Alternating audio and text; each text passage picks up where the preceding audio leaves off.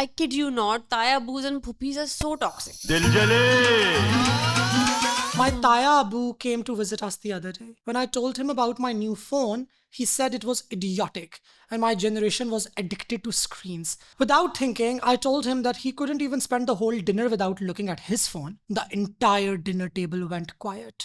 And I knew I had fucked up. The audacity to answer Taya Abu. I kid you not, Tayabus and Puppies are so toxic. My dad is a Taya Abu. नहीं, my dad was not a Tayabu, लेकिन my Tayabus are so toxic. But my dad is super एक sweet. तो वो हमारे हिस्से खा गए.